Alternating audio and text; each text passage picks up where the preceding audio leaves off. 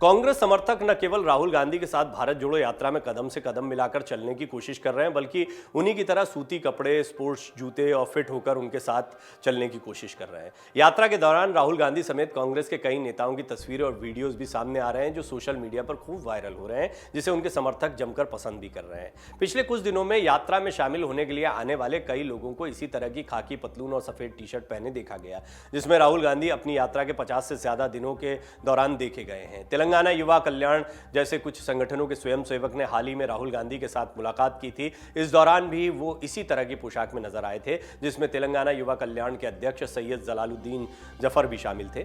राहुल गांधी उन्हीं के उसी नक्शे कदम पर चल रहे हैं जो उन्होंने यात्रा के लिए तैयार किया था, मतलब उन्होंने जो अपने लिए एक ड्रेस कोड तैयार किया है। 2017 में जब वाईएसआर जगनमोहन रेड्डी ने वाईएसआर कडपा जिले में अपने दिवंगत पिता डॉक्टर वाईएस राजशेखर रेड्डी के पैतृक गांव इदुपुलपाया से 3,500 किलोमीटर से ज्यादा की लंबी प्रजा संकल्प यात्रा शुरू की थी, तो उन्होंने अपनी पिन धारीदार शर्ट और फिट पतलून को सफेद पूरी बाजू की शर्ट और ढीले ढाले भूरे रंग के पतलून दोनों कपास में थे, और इसके साथ में उन्होंने इसकी शुरुआत की थी। अपनी मेगा यात्रा के 341 दिनों के दौरान जगन ने एक ही पोशाक को प्राथमिकता दी थी। उन्होंने गुंटूर जिले के चिलकालूरिपेट के पास टहलने के दौरान एक इंटरव्यू के दौरान कहा था कि कपास आरामदायक है, सफेद पूरी बाजू की कमीज तेज धूप में बाहर रहने के दौरान मुझे ठंडा रखती है और मेरे हाथ भी नहीं दिखते हैं, ढीले ढाले सूती पतलून लंबी सैर के लिए अच्छे हैं।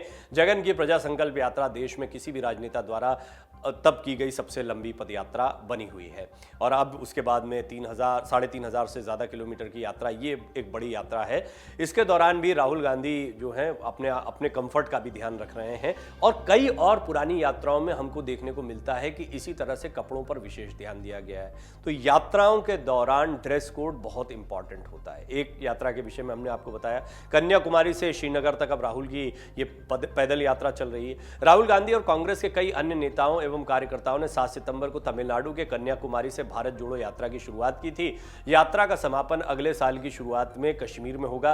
इस यात्रा में कुल 3,570 किलोमीटर की दूरी तय की जाएगी। राहुल गांधी अपनी यात्रा के दौरान सामाजिक कार्यकर्ताओं, जन स्वास्थ्य के मुद्दों पर काम करने वाले प्रोफेशनल्स, वस्त्र उद्योग के श्रमिकों, कुटीर उद्योग चलाने वालों और खाना बदोश जनजाति के लोगों से मुलाकात कर चुके हैं। अक्टूबर 2012 में तेलुगु देशम पार्टी के प्रमुख एन चंद्रबाबू नायडू ने 205 दिनों में 2800 किलोमीटर की दूरी तय की थी। वो भी ढीले ढाले भूरे रंग के सूती खादी शर्ट को पसंद करते थे, जिसे भूरे रंग की सूती पतलून के साथ जोड़ा जाता था।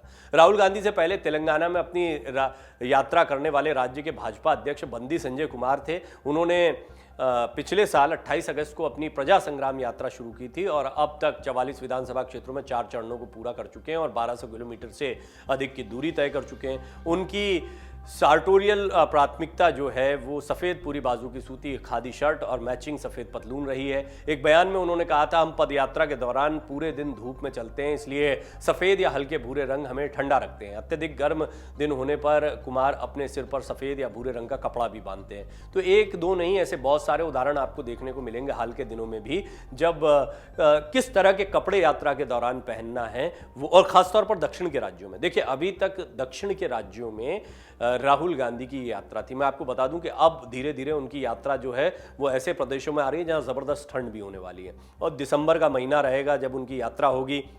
गुजरात में इतनी ठंड नहीं है, महाराष्ट्र में इतनी ठंड नहीं है। निश्चित तौर पर मध्य प्रदेश और उसके बाद में जब उत्तर प्रदेश और अन्य जगहों, जब वो श्रीनगर तक जाएंगे तब तक तो बिल्कुल यात्रा के दौरान मौसम बदल चुका होगा। इसका बहुत विशेष ध्यान रखना होगा। तो निश्चित तौर पर गर्म कपड़े या एकदम एक अलग अंदाज देखने को मिलेगा। अभी तक दक्षिण भारत में तो जहाँ जहाँ वो गए, तेज़ गर्मी उनके लिए एक चुनौती थी, इस तरह का ड्रेस कोड था। आने वाले दिनों में ड्रेस कोड बदल सकता है, लेकिन यात्राओं का इतिहास बताता है कि मौसम के मिजाज को देखते हुए नेताओं को कपड़े पहनना पड़ते हैं इन लंबी यात्राओं के दौरान। डाउनलोड करें अमर उजाला ऐप और पाएं खबरें लगातार।